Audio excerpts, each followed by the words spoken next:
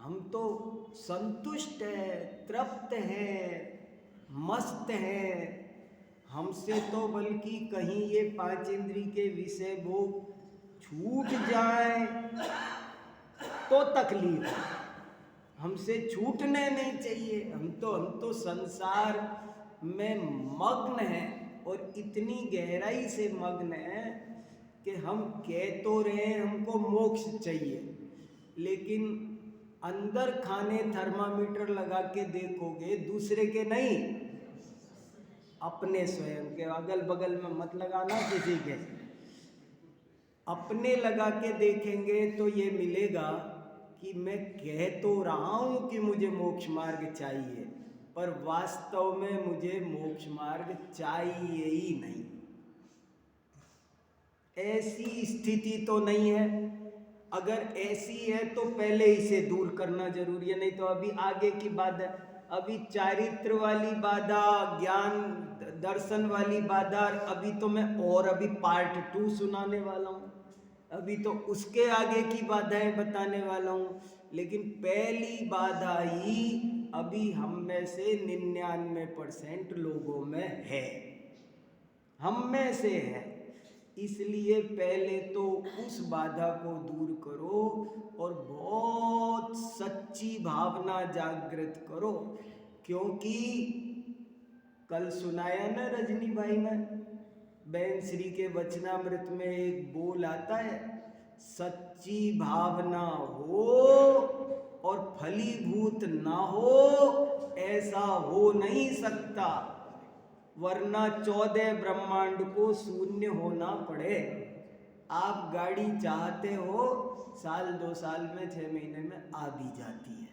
आप मकान चाहते हो, साल 2 साल में आ भी जाती है। आप जिस दिन सोचते हो कि बच्चों की शादी करनी है, साल 2 साल में कर भी लेते हो। ये क्या बात है कि 50 साल हो गए कहते कहते कि हमको मोक्ष मार्ग चाहिए और हो नहीं रहा है। जरूर कुछ दाल में काला है। तो पहले तो वो काला निकालो। मैं बहुत खास बात समझ गए कि आगे बढ़ जाऊं कि यहीं रुक जाऊं, अभी माल है यहाँ पर। एक छोटी सी कहानी सुना देता हूँ। हमारे आचार्यों की कहानियां हैं। हम जैन आचार्यों ने बहुत कहानियां लिखी है। आप कहानियों को मजाक मत समझो। कहानी पर मैं एक दिन आपको कभी कहानी पर सुनाऊंगा, सुना रखा है मैंने यूट्यूब पर, कहानी पर 3-4 लेक्चर दे रखे हैं। कथा साहित्य कोई आसान बात नहीं है। पहले के जमाने में सारी शिक्षा कथाओं से ही दी जाती थी। पहले के जमाने में जो कुछ पढ़ाना हो ना, गणित पढ़ाना हो, नीति पढ़ाना हो, राजनीति, समाज, परिवार, सब कहानियों के माध्यम से ही विश्वविद्यालय चलता था, कहानियों में। और कहानियां बच्चों के लिए लिखी जाती है, लेकिन कहानी लिखना बच्चों का खेल नहीं है। कहानी लिखने वाले को सर्व विद्याओं का विशारद होना जरूरी है। और जैन धर्म की अपनी विशेषता है कहानी लिखने में। मैं कल बता रहा था, एक बहुत बड़े संस्कृत के विद्वान हुए हैं, बलदेव उपाध्याय। उन्होंने संस्कृत साहित्य का इतिहास लिखा है। उसमें पेज नंबर 8 पर यह लिखा है, संसार में जितनी भी कहानियां प्रचलित हैं सो सब जैन आचार्यों की देन है। कहानियां लिखने में जैन आचार्यों को कोई पराजित नहीं कर सकता। हमारा प्रथमान योग कितना विशाल है, अभी हमारा ध्यान नहीं गया है उस प्रथमान योग की ओर बहुत गहराई से। हम प्रथमान योग के नाम पर 2-4 ग्रंथ जानते हैं मोटे मोटे, ये पंचतंत्र और हितोपदेश, ये भी जैन लेखकों की रचना है। ये बात अलग है कि जैनों को ही पता नहीं है, लेकिन बड़ी गहरी बात है। तो कहानी पर कभी बात करूंगा आपसे। मुझे तो कहानियां, मुझे याद होंगी 3-4 हजार कहानियां मुझे याद है, और एक एक कहानी मुझे इतना रस देती है, मुझे एक कहानी दिन भर के लिए काफी है। एक कहानी जीवन बदल देती है, एक कहानी ने पूरा जीवन बदल दिया। ऐसी ऐसी कहानियां हैं। पहले हमारे आचार्यों का अनंत उपकार है। हम मूर्ख, आलसी, प्रमादी, कीचड़ में फंसे हुए उनको क्या तत्व ज्ञान सुनाते। उनने सोचा एक कहानी सुना जाओ इन्हें, आज नहीं तो कल फलेगी, थोड़े बड़े होंगे तब समझ में आएगी इनको कहानी, इनको थोड़ा सा आनंद आएगा। आज गवर्नमेंट कहती है लर्निंग विथ जॉय। यूनिवर्सिटी में, स्कूलों में ऑर्डर आ रहे हैं सरकार के कि बच्चों को कैसे पढ़ाओ,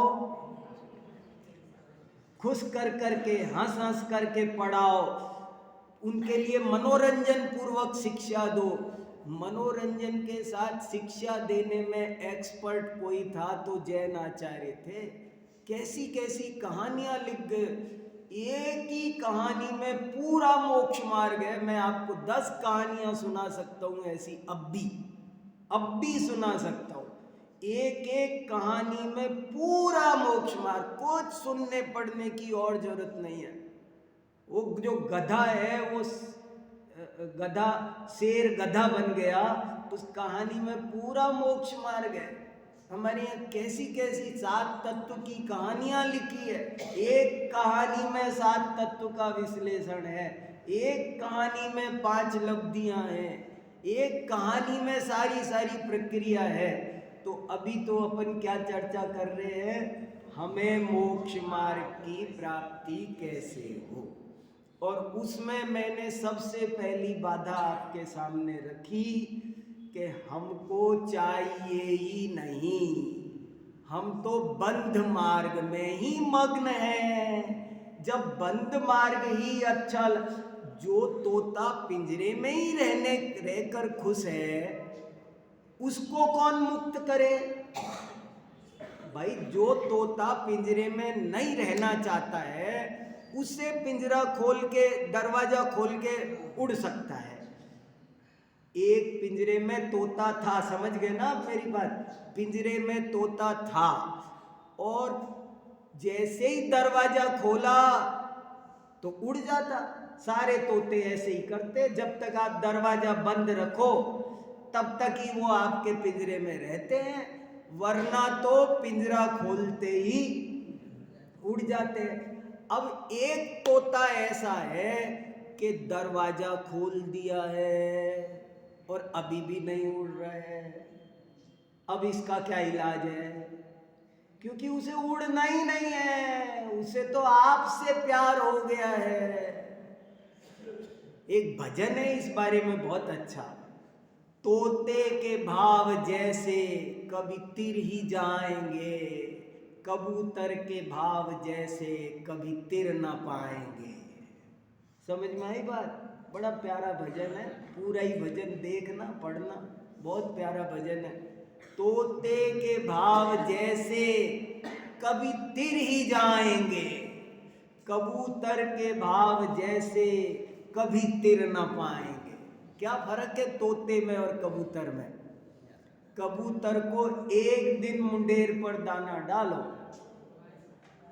और फिर उड़ाते रहो रोज, वो उड़ेगा नहीं, हो उसको बांधना नहीं है, लेकिन उसको तो वो उड़ेगा नहीं बस। और तोते को आप सोने के पिंजरे में रखो, 1 साल आपके पास रहते हो जाए, आप खूब उससे प्यार से राम राम मिट्टू कुछ बोलो, आप उसको बढ़िया से बढ़िया उसके पसंद का अनार दाना खिलाओ, मगर जरा साल भर बाद 1 मिनट पिंजरे का दरवाजा खोलो, वो उड़ जाएगा। वो आपके साथ रहता है मगर आपके साथ नहीं रहता है। हम भी घर में रहें तो चलेगा, दुकान में रहें तो चलेगा, पर दुकान हमारे अंदर नहीं रहनी चाहिए। मैं दुकान में बैठूं तो चलेगा, दुकान मेरे में, हमने बड़ा गड़बड़ कर रखा है। हम प्रवचन में बैठते हैं पर प्रवचन को अपने में नहीं बिठाते। माने ये बहुत बड़ी विडंबना है। पहला सॉल्यूशन तो इसका करना है। तो वो कहानी उन्होंने, आचार्यों ने प्राकृत भाषा में, प्राचीन कहानी, और ये कहानी घुमा फिरा के इधर उधर, वो मधु बिंदु की चौपाई है ना, वैसी ही कहानी है ये बाइबल में भी मिलती है। जैन आचार्यों की कहानी संसार में फैली। ईसा मसीह की बात ध्यान में आ रही है, पर मैं कह रहा हूँ कि तुझे नहीं सुनाना। देखो सुनो, तो कहानी क्या है सुनो। एक सूअर था, बहुत मार्मिक कहानी है।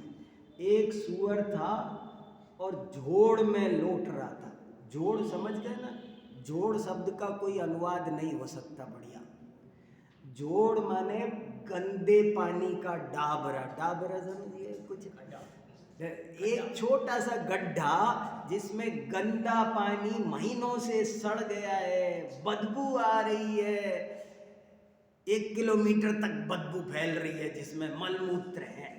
ऐसे झोड़ में एक सूअर पड़ा था और लोट पलोट कर रहा था। ऊपर से कोई देवता गुजरे, मानो सीमंदर स्वामी के यहाँ से समोसरण से दिव्य ध्वनि सुनकर लौट रहे होंगे अपने घर के लिए।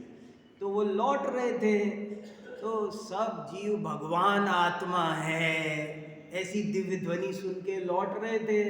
तो वो जब गुजर रहे थे तो नीचे देखा ये क्या हो रहा है, और उसे उस देवता को उस पर सूअर पर करुणा आई, इसका यहाँ से उद्धार करना चाहिए।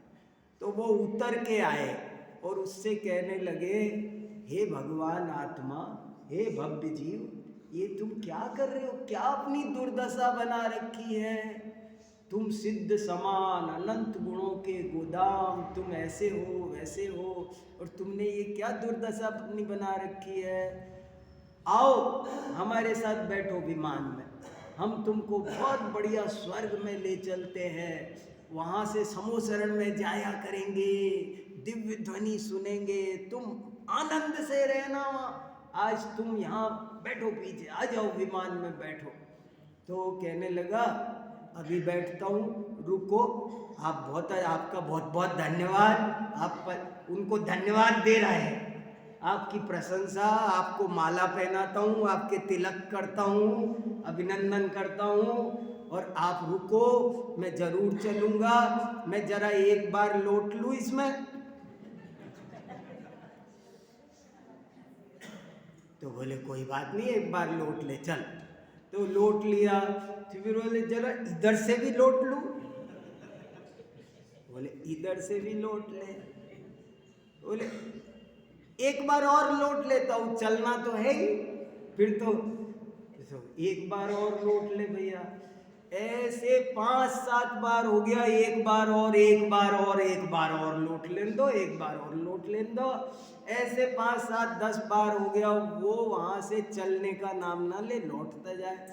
आखिरकार उस देवता ने कहा, देखो भैया, तुमको चलना है कि नहीं, सही बताओ। नहीं चलना हो तो हमारी कोई जबरदस्ती तुम्हारे साथ में नहीं है, हम तो तुमसे निवेदन कर रहे हैं, और तुम चलो तो तुमको अवसर दे रहे हैं। गाड़ी तैयार है, गाड़ी तैयार है, बैठो तुम। और अगर तुमको कदाचित नहीं चलना हो, तुम्हारा निर्णय हो, तो तुम हमारा टाइम क्यों खराब करो? हम जाएं अपने घर, हम तुम पर जबरदस्ती नहीं करना चाहते, तुम हमें जाने दो। तब वो जब इतनी बात आ गई, अब तक तो एक बार कर रहा था, अब जब इतनी बात हो गई कि चलते हो या मना करो, हाँ या ना, तो वो बोला कि वो एक बात आपसे पूछनी थी। बोले क्या? कि मैं आपसे ये पूछना चाहता हूँ कि वो ऐसा डाबरा वो वहां है कि नहीं है जहां तुम मुझे ले चल रहे हो। तो बोले भैया ये ऐसा वहां नहीं है, फिर आप ही जाओ, मुझे नहीं जाना।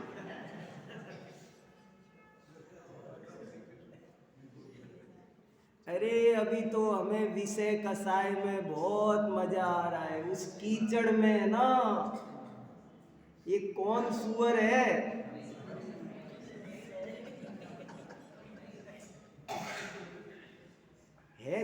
हृदय विदारक बातें है ये, कोई मतलब किसी की बात नहीं और मजाक नहीं। बहुत अच्छी कहानी है, मनोरंजन के साथ सिखा रहे हैं, लेकिन सही पूछो तो आंख में आंसू आ जाए कि ये हमारी दशा है। हमने मुखौटे ओढ़ रखे हैं। हम क्या चाहते हैं कि दुनिया तो समझे हमें धर्मात्मा और रहे हम विषय कसाई, तो डबल फायदा लेना चाह रहे हैं।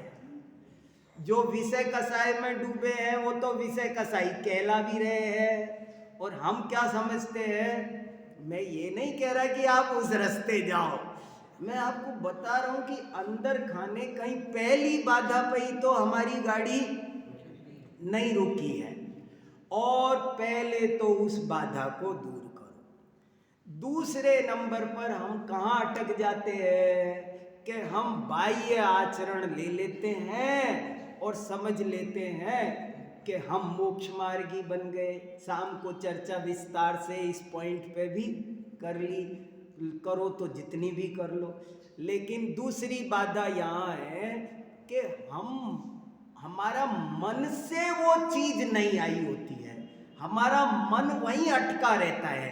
हम छोड़ तो देते हैं किसी के कहने से, हम दूसरे के देखा देखी हम उन चीजों को छोड़ तो देते हैं। किसी ने कहा कि भैया तुम बाजार की चीजें मत खाया करो, छोड़ तो दी, लेकिन मन अटका रहता है। तो ऐसे अंदर से छूट नहीं होती है तो फिर वो फायदा नहीं करता है।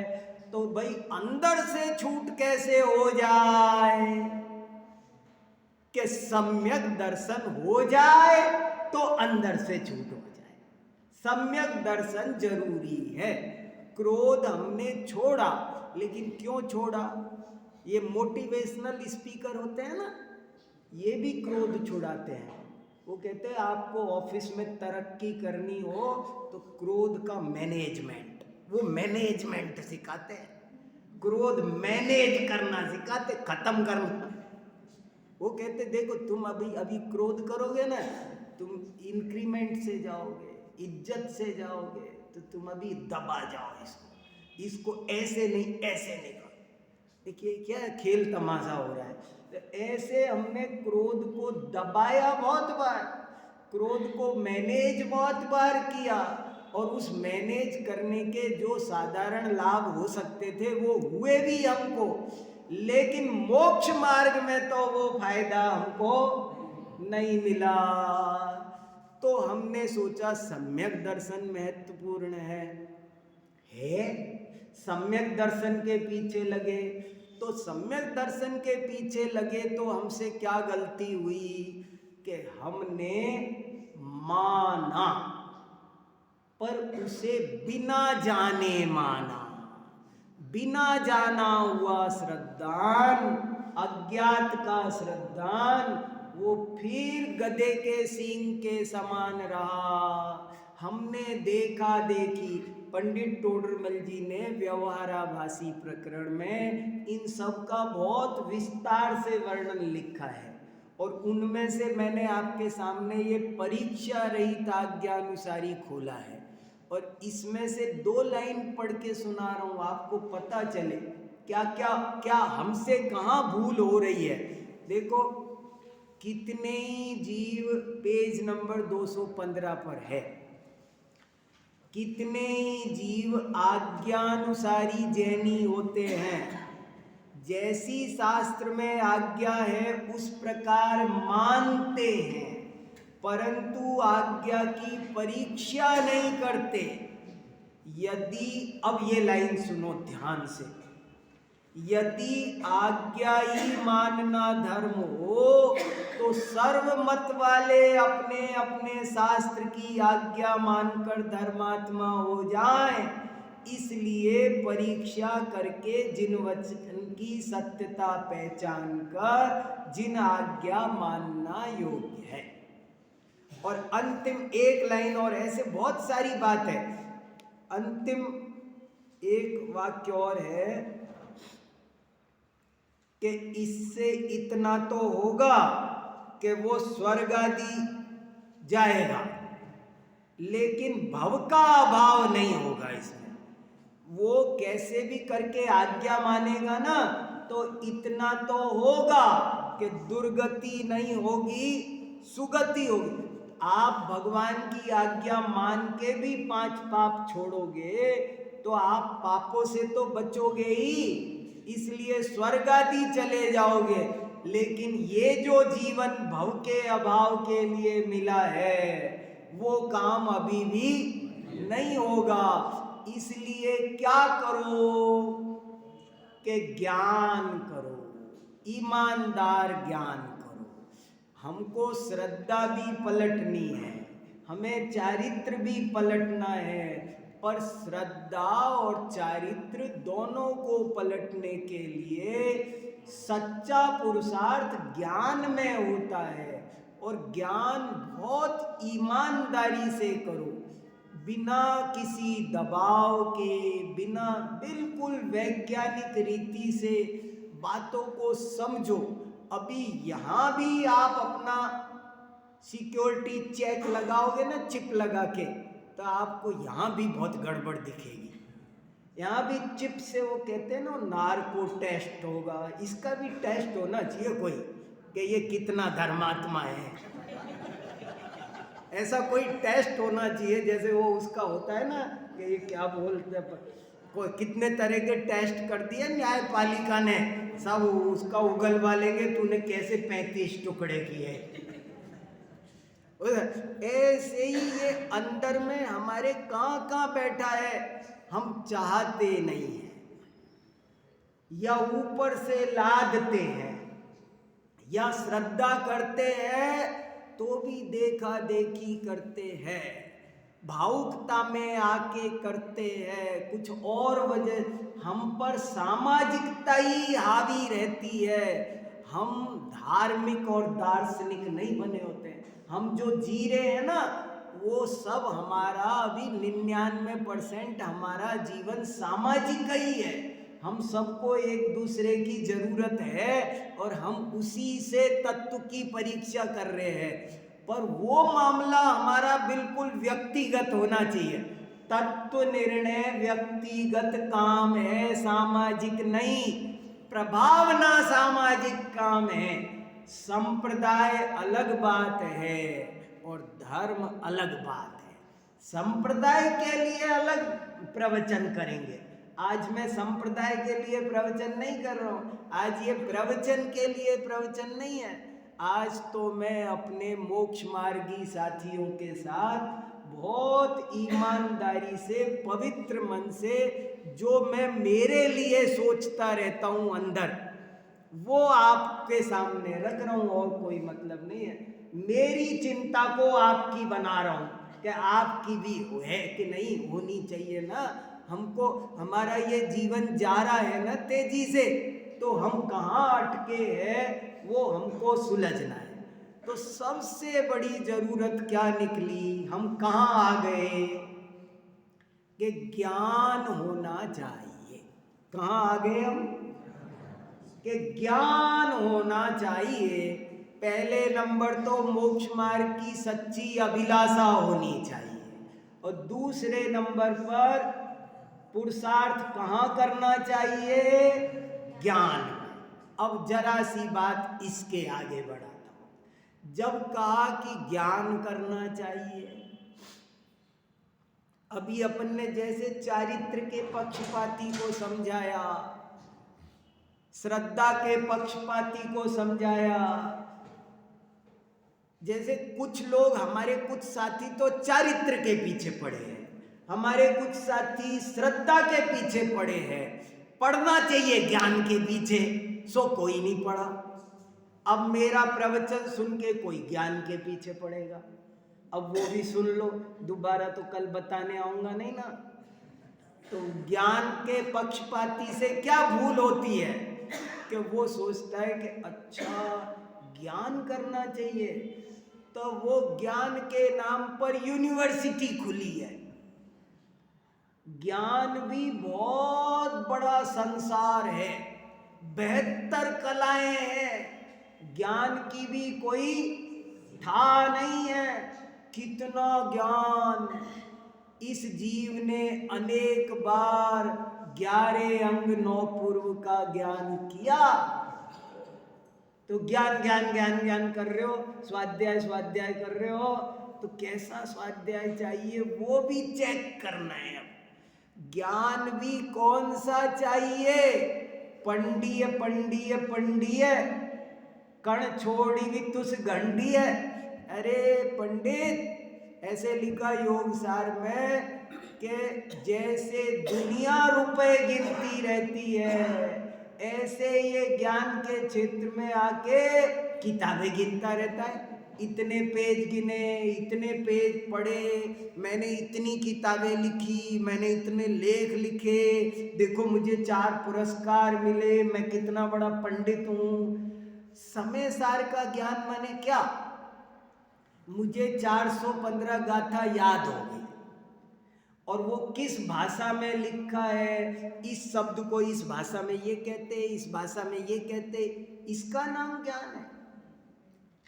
वो मोक्ष मार्ग में जैसे वो चारित्र उपयोगी नहीं रहा, जैसे मोक्ष मार्ग में ऐसा आज्ञा वाला श्रद्धान उपयोगी नहीं रहा, ऐसे ही शास्त्र ज्ञान भी मोक्ष मार्ग में कारण नहीं है। और एक सूत्र सुनो गजब का, शास्त्र ज्ञान मोक्ष मार्ग का कारण नहीं है, तत्व ज्ञान मोक्ष मार्ग का कारण है।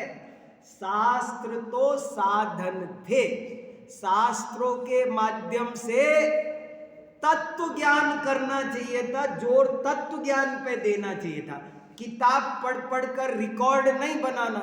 ये किताबों की दुनिया भी न्यारी है, ज्ञान की दुनिया भी न्यारी है, इसमें भी जीव उलझ जाता है। थोड़ा सा चारित्र धारण करता है तो समझ लेता है मैं मोक्ष मार्गी हो गया, थोड़ा सम्यक दर्शन आहा करने लगता है, सिद्ध समान हूँ, तो भी समझता है मैं सम्यक दर्शन में हो गया। और ये ज्ञान वाला भी थोड़े बहुत पढ़ लिख करके ये समझता है मैं भी मोक्ष मार्गी हो गया। ऐसे नहीं होता। जैसे जीपीएस देखते हैं ना, गाड़ी का मोबाइल पे जीपीएस देखते हैं, मोहनलाल सुखाड़िया यूनिवर्सिटी, फिर गाड़ी कहाँ चलाते हैं, मोबाइल पे की सड़क पे। मोबाइल में देखते हो, कहते हो ये रहा, अब अमुक चौराया आ गया, अब कुमारन का चौक आ गया, क्या आ गया, ये आ गया, ये आ गया, तो ये आ गया, तो ये इसमें आया है कि रोड पे आया है। नहीं समझ लो, मुझे दाढ़ी बनानी है, मुझे सेविंग करनी है, मैं शीशे में देखता हूँ ना, तो देखता कहाँ हूँ, शीशे में। और रेजर कहाँ चलाता हूँ, क्रीम कहाँ लगाता हूँ, दर्पण के लगाए, दर्पण के क्रीम लगाओ। अरे शास्त्र तो साधन थे, साधन के माध्यम से साध्य देखना चाहिए था, तत्व के लिए शास्त्र थे। मैं स्वयं क्या है, पर क्या है, स्वभाव क्या है, विभाव क्या है, ये समझने पर फोकस होना था। शास्त्र पढ़ो मगर 4 बात समझो। 7 तत्व को मैं 4 भागों में बांटता हूँ। शास्त्रीय भाषा में 7 तत्व है और सीधी सच्ची अपनी भाषा में 4 तत्व है, स्वयं, पर, स्वभाव, विभाव, खेल खत्म। 4 चीज समझ में आनी चाहिए, उस पर जोर देना चाहिए। उस पर जोर नहीं दिया तो फिर ज्ञान की दुनिया में भी भटकने के बहुत रास्ते हैं। तो इसके लिए क्या करना चाहिए कि हम ज्ञान की दुनिया में भी ना भटकें, हम चारित्र की दुनिया में भी ना अटकें, हम श्रद्धान में भी भूल भ्रम में ना पड़ जाएं। तो क्या करना चाहिए? उसके आगे फिर एक स्टेप है कि हमको गहरा वैराग्य होना चाहिए। संसार से जिसे तीव्र वैराग्य होगा वही इस मार्ग में सफल होगा, नहीं तो नहीं होगा। अभी कहीं कहीं हमको उनमें अनुरक्ति है, हमें वैराग्य नहीं हुआ है, हमारी गहरी विरक्ति ही, हमें तीव्र वैराग्य होना चाहिए, तब हम कहीं नहीं अटकेंगे।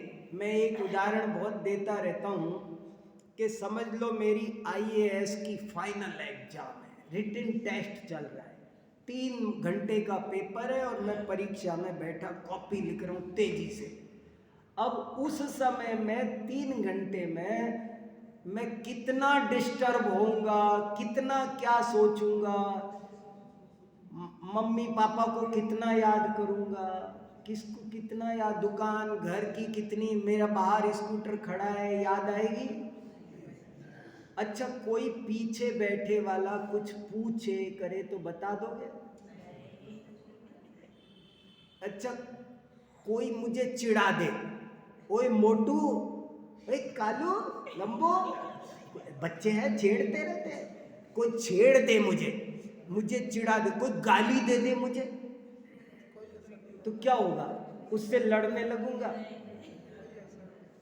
कुछ नहीं, सबको इग्नोर करके मुझे पता है अगर आज मैं चूका तो मेरा क्या होगा। मेरी ये जो 5 साल 10 साल से रात दिन मेहनत कर रहा हूँ, अब मैं सब सारे अटेम्प्ट पार करके आ गया हूँ, प्री में निकल गया, इसमें निकल गया, फाइनल है। अब मुझे अगर जरा सी भी लापरवाही की तो गया। ऐसे ही हम कब कब कहाँ कहाँ थे, एक इंद्री 2 इंद्री, मिथ्या मतों में, जैन मत में पाकर भी आज यहाँ आकर हमको ये मिला है, अब कहाँ अटकना है बताओ।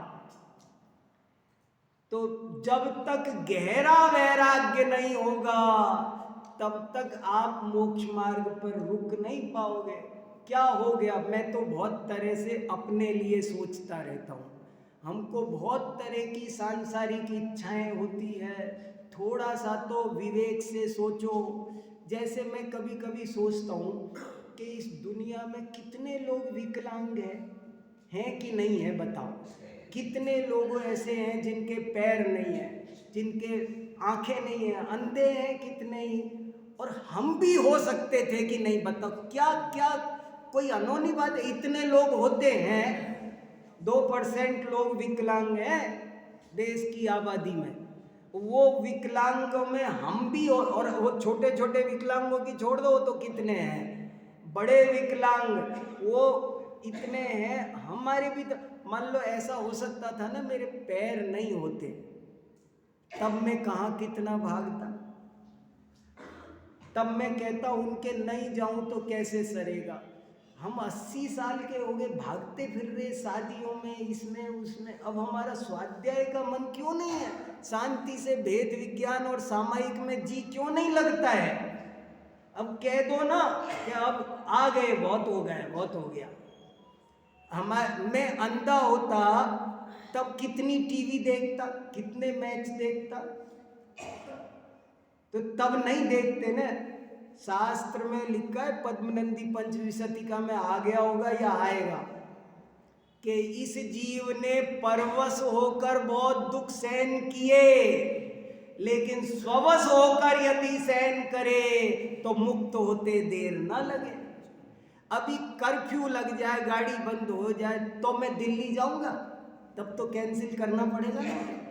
और अभी मुझे यहाँ सामायिक करने का मन करे तो नहीं, तब नहीं छोड़ेंगे। हम परवश बातों को मानते हैं। हमें कोई हॉस्पिटल में डाल दे ना, अभी अभी लग जाए, अभी यहाँ सीढ़ी उतरते चोट लग जाए तो हॉस्पिटल में डाल देंगे 15 दिन, तब पड़े रहेंगे। तब ऑफिस दुकान का क्या होगा? और अभी कह दे कि थोड़ा सा समय दुकान से निकाल लो, थोड़ा सा समय निकालो, हम नहीं निकालते। हमें 24 घंटे मुझे इस भव में भव का अभाव करना है। आपके हमारे आदर्श गुरुदेव श्री हैं कि नहीं है? भव का अभाव करने के लिए सब काम छोड़ के जंगल चले जाते थे, 8-8, 10-10 घंटे समय साथ पढ़ते थे खाई में बैठ करके। तो ऐसे करके तीव्र रुचि जगाओ, तब जाके मोक्ष मार्ग की प्राप्ति हो सकती है। थोड़ी देर कर दी मैंने।